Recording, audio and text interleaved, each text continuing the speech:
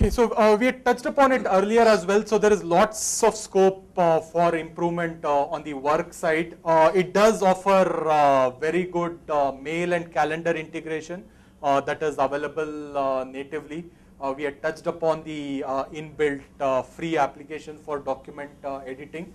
One good thing from especially from a corporate perspective is that Android applications are based out of Java, so it's very easy to build applications for enterprises as well and to get it on the device. They can just distribute a link and users can download and start using it. So that's one of the big positives from an enterprise perspective. They are improving on enterprise support already. We had talked about Exchange and hardware-based encryption. Samsung has gone ahead and also added a lot of enterprise supports from their side as well. That's something that is pretty good from overall. Just for Samsung Galaxy tabs, that's pretty good. They have added Cisco AnyConnect VPN, so they have made it much more robust. They have started supporting certificates download for the devices. So lots of good things that Samsung has gone ahead and done on its own to improve the enterprise support as well. And then the last thing is specifically for smaller companies who are more now going towards Google Apps.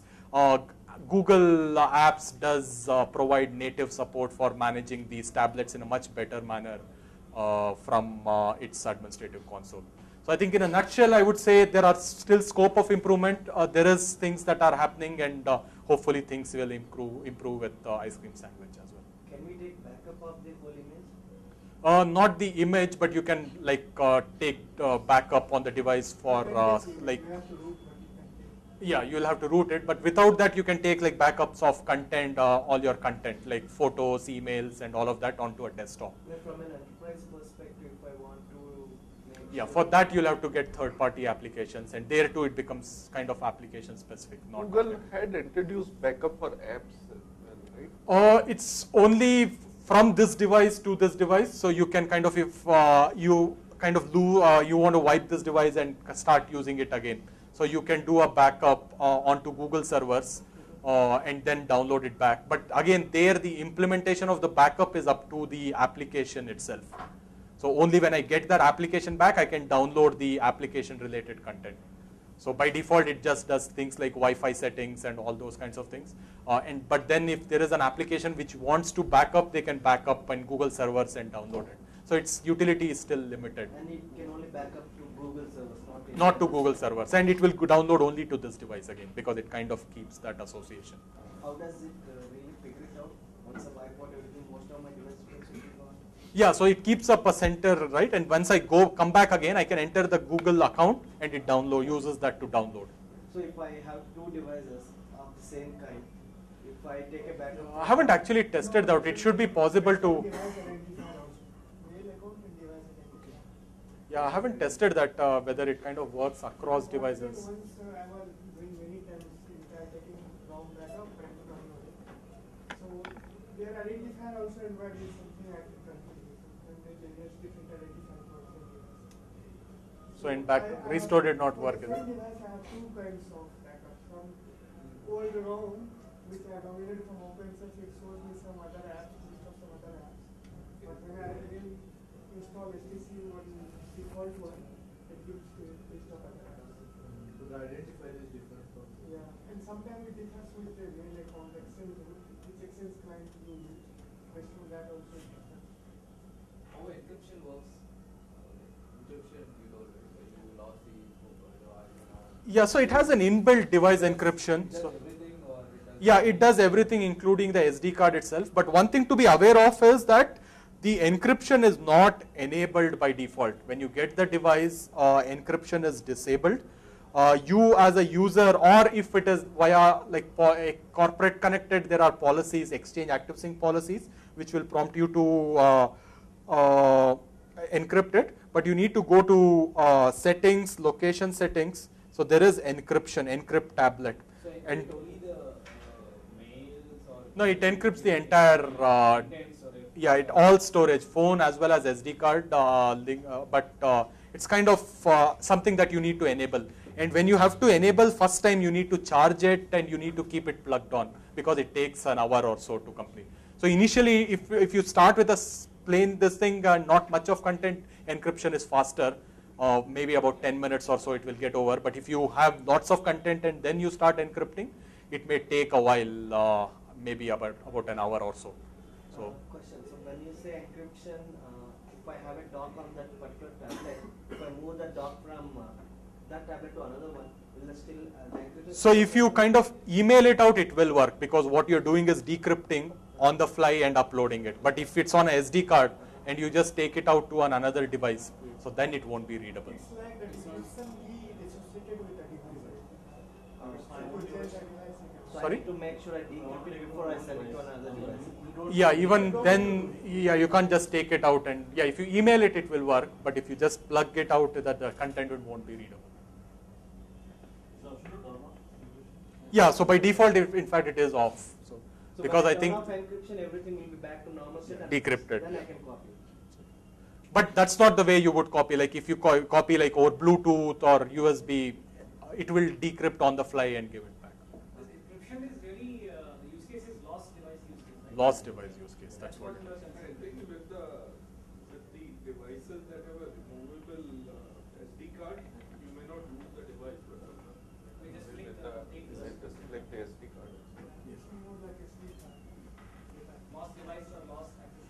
Lost device. or Using a lost device, SD if somebody still has access to a device, he can anyway see your photos. The thing is, most of these devices are the Password protected. So and only when you do it, you If can. you wipe out the device and if you flash it, then the SD card won't be accessible. Is that how encryption will work? So the SD card will still be there, but that will and wipe can wipe out your SD card as well.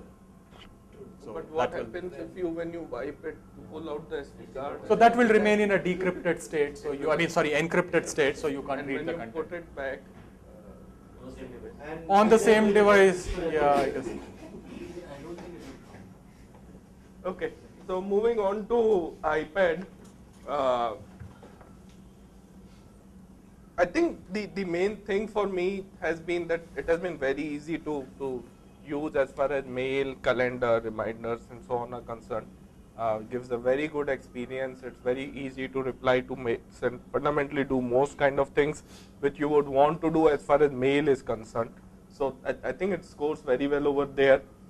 For companies that want to provide their users iPad but still want to have some kind of a control on those iPads, we had talked about it a little bit, but iPad or iOS gives a very good set of controls which a company would have when they are handing out an iPad to an employee, be it in terms of what kind of passcode they need to have, what kind of applications are allowed, what kind of content they can browse on that, or things like whether the camera has to be disabled or not. So fairly comprehensive. A lot of those are now coming up in the other platforms as well. Things like the different kind of complicated Wi-Fi's that you can set up or VPNs. It has pretty much the most comprehensive feature set over there, and does a very good job. One of the, for example, on the VPN itself, what it allows companies to say is that if my user is accessing a particular website, let's say your bug tracking system or your internal mail site that just launched the VPN by default without the user having to do anything. So it has gone to that extent where it has thought about use cases which a company and users working in a company setting may want to see in a device.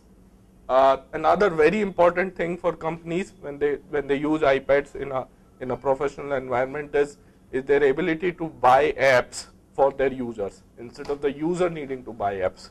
So Apple has a program which they call the volume purchase program, where companies can buy apps in bulk from Apple, really from the developers who have developed those apps, and can distribute those to the devices of their users in a way that then users won't have to pay for those apps. So again, in a corporate professional environment, this is something which is really useful because that's how most companies work. Finally, and we had talked about it earlier as well, there is no dearth of content creation tools. Whether you want to make a document, whether you want to make a PowerPoint, whether you want to work on Excel, whether you want to draw wireframes, So for everything, there is a very good set of applications that are available which let users do their professional work in an as good a manner as possible from a tablet.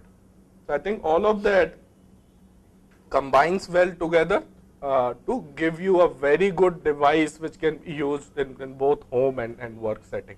From a work environment perspective, the only thing which sometimes companies struggle with is there are these scenarios where Apple lets the user win. And an example of this is the company may want a user to install an app.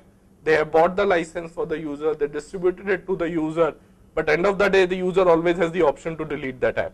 Right? So that's not the use case which a company may have had in mind. But for Apple, the user is always the most important person. So while they have done a lot, and which makes it easy for companies to manage these devices, they have also left hooks which at times irritate the companies a little bit. But I think all said, especially for me as a professional, a very good device as far as work is concerned. Thank you. Question. Like the AirPlay support from iPad to Apple TV, is there something for Android to Google TV? Not yet. I think However, Samsung Samsung has something called All Share. Not sure. Yeah, so it's not there on this device. I tried downloading it. For some reason, it did not work. But they do have. But again, the thing there is that it is from Samsung tablets to Samsung TVs only. So that's where the limitation is. But I think it is, in many ways, if you think about it, it is even better in the sense that you don't need an extra device. As long as you have a Samsung TV and you have a Samsung device, you can, as long as the TV is a reasonably recent one. I think a lot of slightly older TVs don't support that, but most of the newer TVs support that.